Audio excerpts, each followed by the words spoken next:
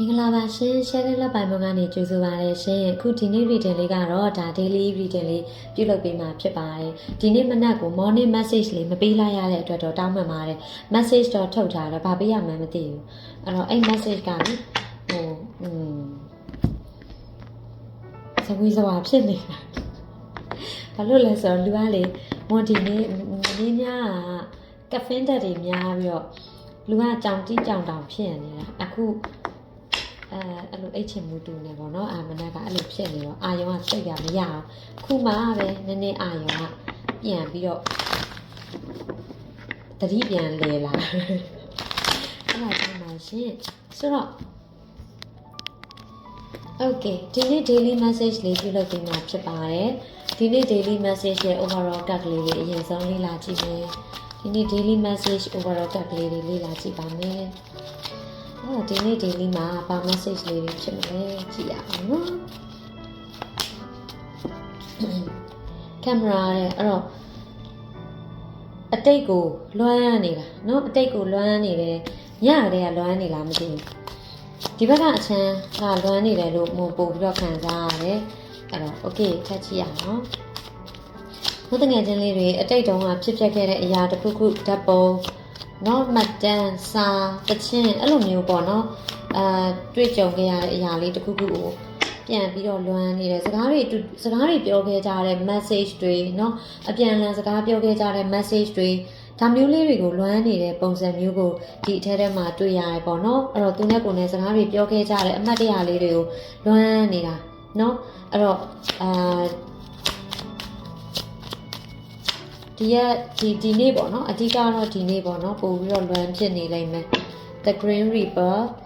The relationship is over no second chance grow and transform your life တဲ့ဆိုတော့ဘုဒ္ဓငယ်ချင်းလေးတွေမွန်လဲဒီနေ့မနက်ကိုပေါ့နော်အဲ့ feeling မျိုးလေးခံစားရရှိတယ် daily ဒီ morning message ထဲမှာလေဆိုတော့ကိုငါတယောက်ပဲလွမ်းနေရတယ်ပေါ့နော်ငါကလွမ်းနေရတယ်သူကငါနဲ့သူနဲ့ကရေစက်ကုံသွားပြီလားသူနဲ့ကနေပြီးသားပြီလားဆိုပြီးတော့လေစိတ်ဓာတ်မှာအဲ့လိုမျိုးမချစ်မရဲဖြစ်နေတာဇဝေဇဝါဖြစ်နေတာအဲ့လိုမျိုး energy မျိုးကိုတွေ့ရတယ်သိလားဆိုတော့ငါနဲ့သူနဲ့ရေစက်ကုံသွားပြီလားဆိုပြီးတော့လေအဲ့လိုနည်းနည်းလေးစိတ်ဓာတ်မှာစနိုးစနောင်ဖြစ်နေလိမ့်မယ်ဆိုတဲ့အခြေအနေလေးကိုတွေ့ရတယ် not enough frustrated in relationship lack of confidence okay ဒါဆိုရင်ဒီထဲမှာဘာတွေ့ရလဲဆိုတော့သူနဲ့ကိုယ်နဲ့ကြားတဲ့ထဲမှာမုန်းတငယ်ချင်းလေးတွေအခုခံစားနေရတဲ့ energy ကအရင်အတိတ်ကအကြောင်းတွေပြန်စဉ်းစားတယ်ပြန်တွေးတယ်ပေါ့နော်ပြန်စဉ်းစားတယ်ပြန်တွေးတယ်စာတွေပြန်ဖတ်တယ်အခုဒါအတူတူရှိနေရဆိုရင်တောင်မှလေသူနဲ့ကိုယ်နဲ့ကြားတဲ့ထဲမှာအေးဆက်နေတာသူနဲ့ကိုယ်နဲ့ကြားတဲ့ထဲမှာဟိုဘယ်လိုကောမလဲပြက်လူပြက်ချင်ပေါ့နော်အဲ့လိုမျိုးဖြစ်နေတာအရင်တည်းကိုလုံးဝမတူတော့တာအဲ့လိုမျိုးအခြေအနေမျိုးလေးတွေခံစားနေရလိမ့်မယ်လို့မိုဒီတဲထဲမှာတွေ့ရတယ်အတူတူရှိတယ်ဆိုရင်တောင်အဲ့တော့သူနဲ့ငါနဲ့ကပြတ်တော့မှလားဆိုတဲ့ feeling မျိုးအဲ့လိုမျိုးခံစားနေရလိမ့်မယ်အတူတူရှိရင်ဒါ no contact ဖြစ်နေတဲ့သူလေးတွေ X တွေကိုကြည့်နေတယ်ဆိုရင်လေသူနဲ့ကိုယ်နဲ့ကြားတဲ့ထဲမှာဝေးသွားခဲ့ပြီသူငါ့ကိုမချစ်ဘူးထင်တယ်သူငါ့ကိုတတိမရတော့ပါဘူးအဲ့ဒီလိုမျိုး feeling မျိုးပေါ့နော်အဲ့လိုမျိုးခံစားနေရလိမ့်မယ်လို့ multi ထဲမှာတွေ့ရတယ်ဒါမို့တငယ်ချင်းလေးတွေဘက်ကပေါ့နော်ဖြစ်နေတဲ့ feeling လို့ multi ထဲမှာတွေ့ရတယ်ဒါဆိုရင်တစ်ချက်ကြည့်အောင်နော်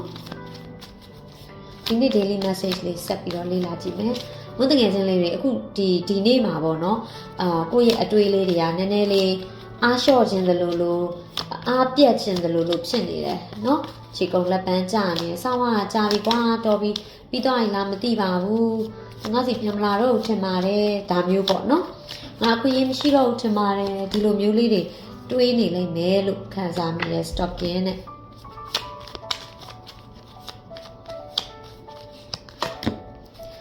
silence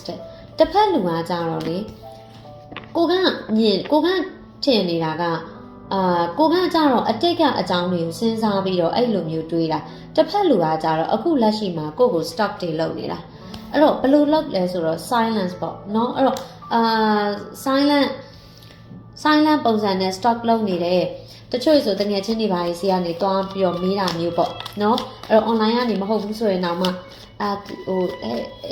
သူဘလို့ဘာဖြစ်နေလဲသူနဲ့လဲသူနေကောင်းရဲ့လားသူစင်ပြေရဲ့လားဒါမျိုးပေါ့နော်သူရောငါအကြောင်းမေးသေးလားဒါမျိုးလေးတွေပေါ့နော်အဲ့လိုပဲသူဘယ်ချိန်တော့ online တက်လာတာဘယ်ချိန်တော့မီးစိမ့်တာဒါမျိုးလေးတွေတွေ့လားကိုတတိယနေတယ်လွမ်းနေတယ် missing နဲ့နော်အဲ့တော့ကိုလွမ်းသူလွမ်းဒါမဲ့တယောက်နဲ့တယောက်လွမ်းမုံလွမ်းနေခြင်းမတူဘဲနဲ့ကိုကကြတော့လေနည်းနည်းအားလျှော့ပြီးတော့အဲ့လိုမျိုးလေးဖြစ်နေတာတစ်ဖက်လူလဲလေကိုတတိယလားမင်းတတိယတယ်ဒါမဲ့သူကကြတော့လေတိုးတိုးတိတ်တိတ်တတိယတာအကျင့်ပါနေလားမသိဘူးနော်အဲ့ဒီ energy မျိုးကိုတွေ့ရတယ် trust ငါနဲ့ကတတိယတယ်တဲ့အဲ့တော့yeah forever together နော်အမြဲတမ်းတတိယနေမယ်ဆိုတာတော့နေယုံပေးပါတဲ့ဒါကသူ့ဘက်အချမ်းကိုယ့်ဘက်အချမ်းရောသူ့ကိုဘာပြောချင်နေလဲကိုယ့်ဘက်အချမ်း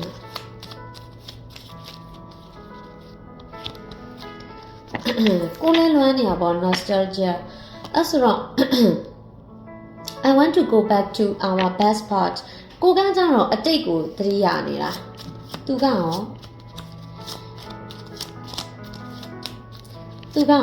ကိုနဲ့ပတ်သက်ပြီးတော့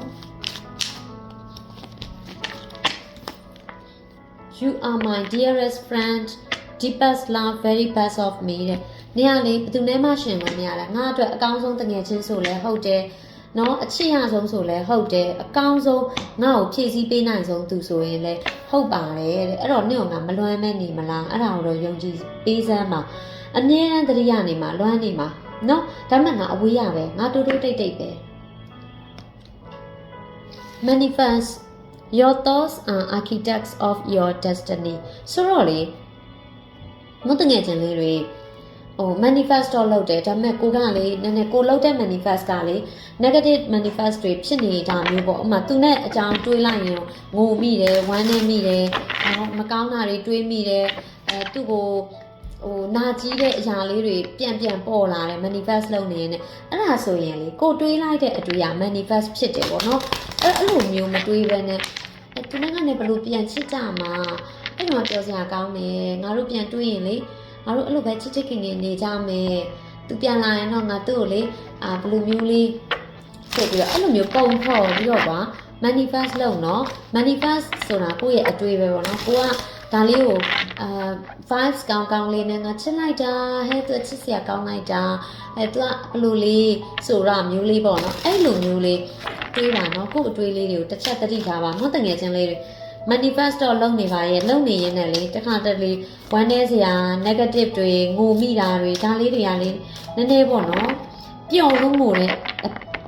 ပျော်လို့မျက်ရည်ကျတာမဟုတ်ဘဲနဲ့ဝမ်းနည်းလို့ငိုမိတဲ့ manifestation တွေကနော်အဲ့လိုမျိုးလေးတွေဖြစ်အဆင်မပြေဘူးနော်အဲ့လိုမျိုးတွေလုပ်မိတဲ့တဲ့ည manifest လုပ်တဲ့အချိန်မှာဆိုတော့နည်းတစ်ချက်သတိထားမယ်နော်ဒီညအောင်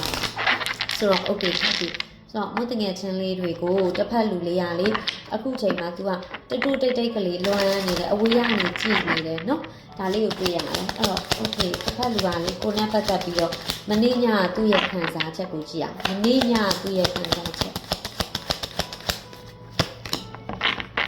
Ace of Swords Ace of Swords 4 of Wands 5 of Pentacles okay အဲ့တော့လေပြောရရင်နှစ်ယောက်စလုံးလေနီးရလဲနီးစက်ချင်တယ်ဝေးရလဲဝေးနေတယ်ဆိုတဲ့ energy ပေါ့နော်အဲ့တော့တယောက်နဲ့တယောက်ကြားတဲ့မှာဝေးကွာနေတဲ့ energy လေးကိုတွေ့ရတယ်စိတ်ချင်းတော့နီးပါရဲ့နီးစက်ချင်တယ်ဆိုပြီးတော့ဝေး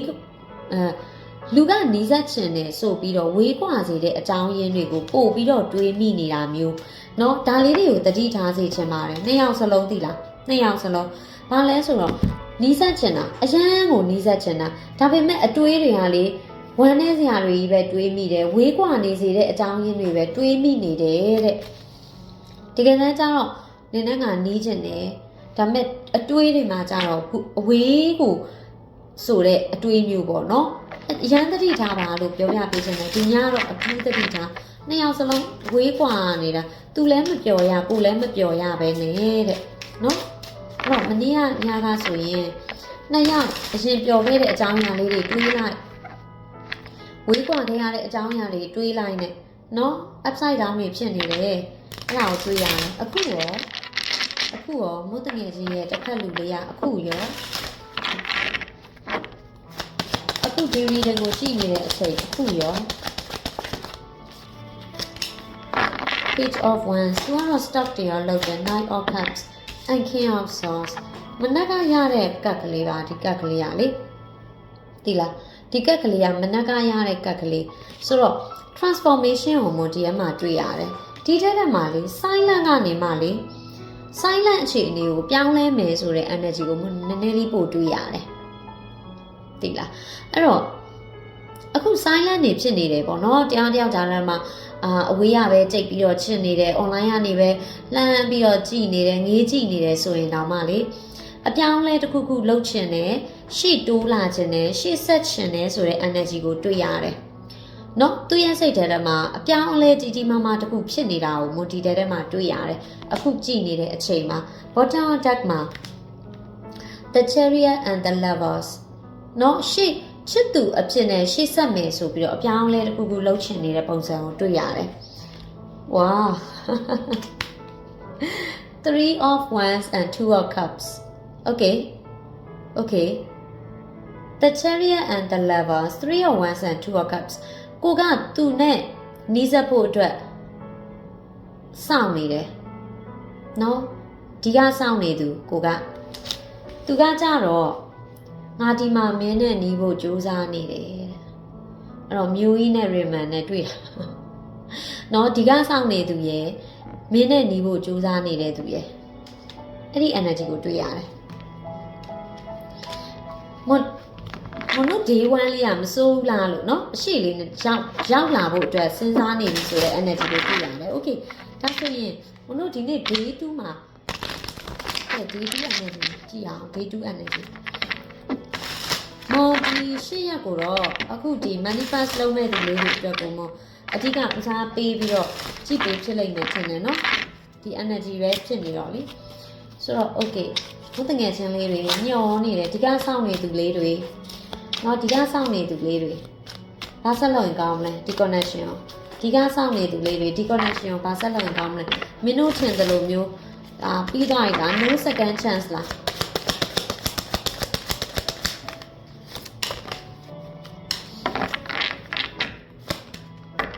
မဟုတ်ပါဘူးဒီမှာ judgment energy နဲ့တွေ့ပါတယ်เนาะ wow Six of Cups and King of Pentacles လွမ်းနေတယ်တတိယနေတယ်လွမ်းနေတယ်တတိယနေတယ်မဟုတ်တကယ်ချင်းနေ manifest ကိုအထူးသတိထားပါနော်ဘာလဲဆိုတော့ manifest ဆိုတာကကိုယ့်ရဲ့အတွေးပဲနော်ခုနကပြောသလိုမျိုးပေါ့နော်မင်းရဲ့အတွေးတွေကမင်းရဲ့ manifestation မှာပဲတဲ့ဆိုတဲ့အခါကျတော့မဟုတ်တကယ်ချင်းတွေ manifest လုပ်နေရင်လည်းလေမကောင်းတာတွေမတွေးမိစေနဲ့ negative တွေမတွေးမိစေနဲ့အနာကျင်တွေမပါစေနဲ့ manifest ကွာတိလားကို့အတွေးပဲတွေးချင်တာတွေးပေါ့ဟုတ်တယ်မလားအချစ်ဆုံးတွေကွာတဲ့ romance တွေကောက်တွေးပြလိုက်နော်သူကောင်ချစ်လိုက်တာတုံးနေတာပဲဆိုတာနံပါတ်1အစတွေကိုသွားကြည့်လိုက်အရန်ကိုချစ်တာတုံးနေတာပဲဟုတ်တယ်မလားနေလေးနည်းနည်းမကောင်းဘူးလို့ပြောလိုက်ရင်တစ်ဖက်မှာလေရောက်ရက်တွေခတ်နေတယ်ဟုတ်တယ်မလားနော်ဒီလိုမျိုးလေးပေါ့နော်အဲ့ဒီဟာလေးတွေကိုပြန်တွေးမဖြစ်လာသေးဘူးလားရတယ်ပြန်တွေး manifest ကိုအထူးသတိထားပါကိုယ့်ရဲ့မောတငယ်ချင်းလေးတွေเนาะကိုယ့်ရဲ့ manifest လုပ်ပြီး energy ကျနေတာမျိုးမဖြစ်စေနဲ့တကယ်တမ်းကျတော့ကိုကလေ energy ကျနေတာဟိုဘက်အချမ်းမှာအရှိတွေရောက်နေတယ်ဒီမှာရှိလေ the chariot နဲ့ the lovers လေကိုကသာsecond chance မရှိတော့ဘူးလားထင်နေတာတကယ်တမ်းကျတော့အရှိတို့ moving forward to the lovers waiting Two of Cups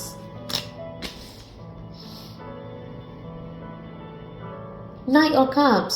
proposal energy တွေနဲ့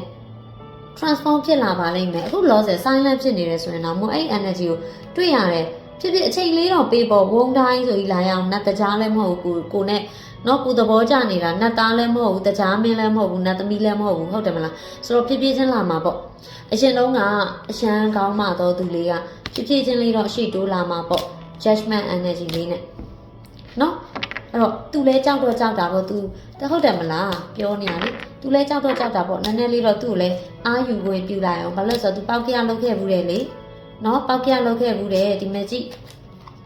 new beginnings ကို လုံးဝဆုံးဖြတ်ထားပြီး new beginnings အတွက်ဆုံးဖြတ်ထားပြီးဆိုတဲ့ energy တွေကိုတွေ့ရတယ်ဆိုတော့မွတ်တငယ်ချင်းလေးတွေဘယ်လိုလေးနေသင့်လဲမွတ်တငယ်ချင်းလေးတွေဘယ်လိုလေးတွေနေသင့်လဲ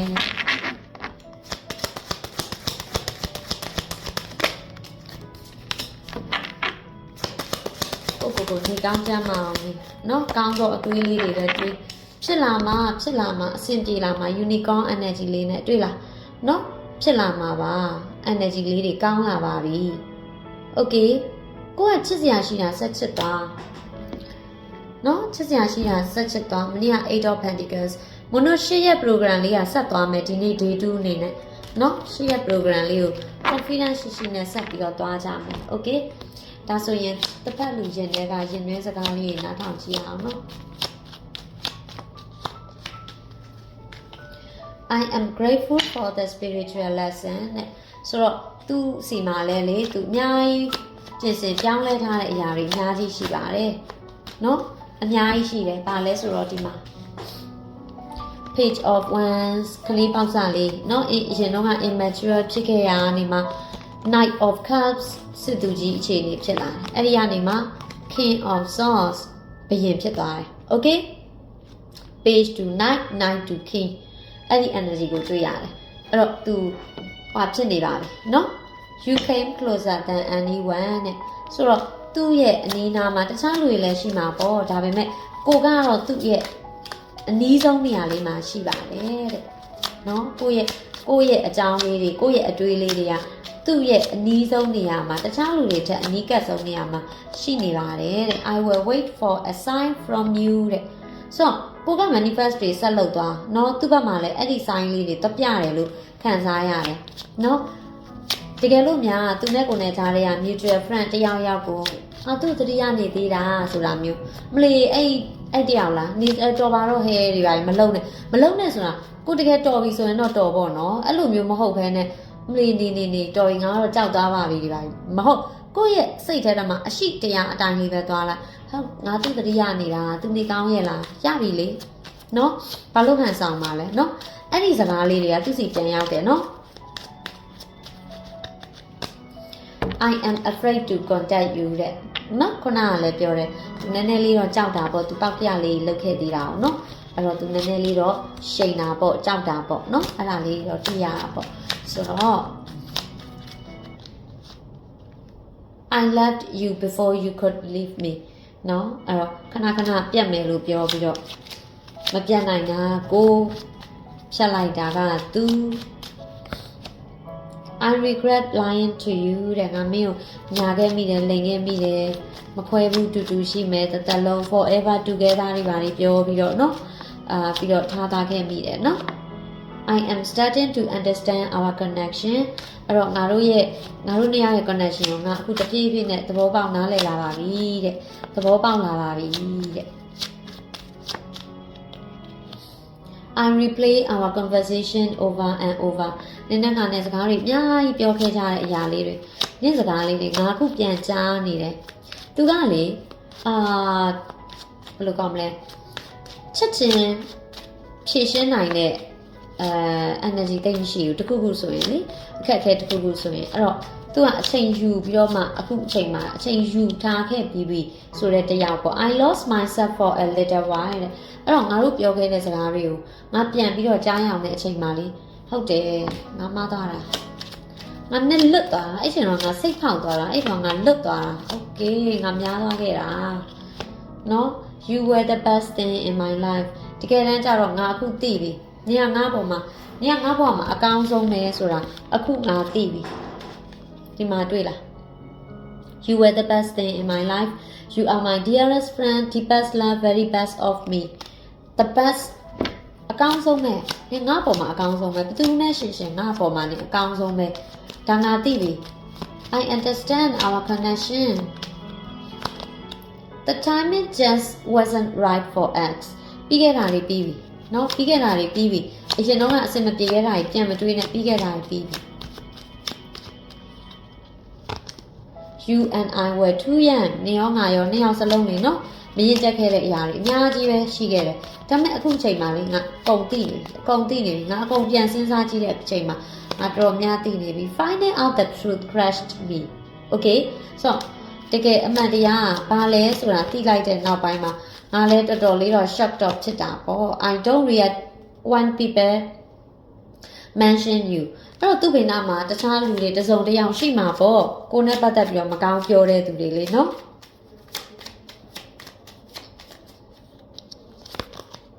I know that I crossed the line with you so okay you don't know how hard it was to let you go ဒါအရင်တော့အကြောင်းတွေပြန်ပြောနေတာเนาะအဲ့တော့သူကိုယ့်ကိုယ်လေးပြန်ပြီးတော့လိုချင်တယ်ဆိုတဲ့ energy ကိုဒီထဲထဲမှာတွေ့ရတယ်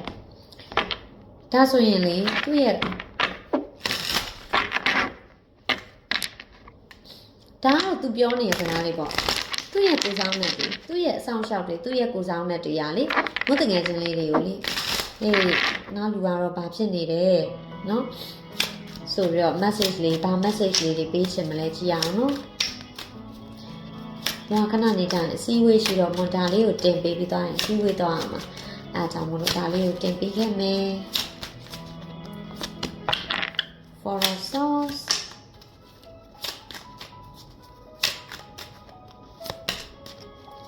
Six of Wands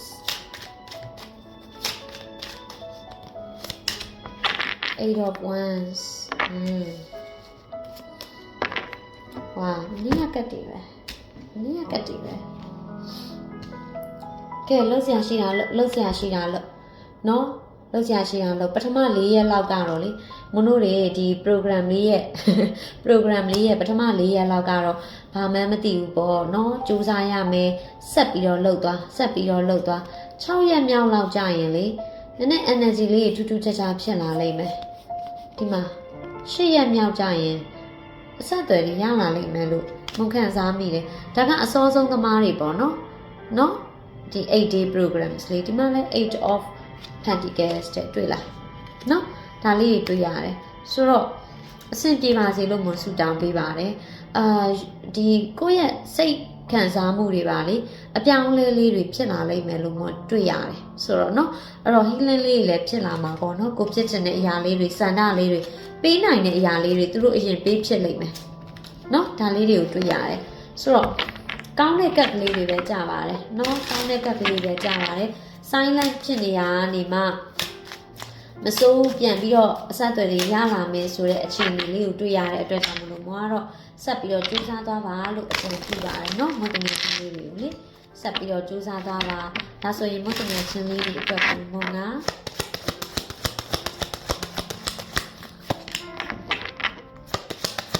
overthinking တွေတိတ်မဖြစ်နဲ့နော် overthinking တွေတိတ်မဖြစ်နဲ့ပျော်ရွှင်ရွှင်နေ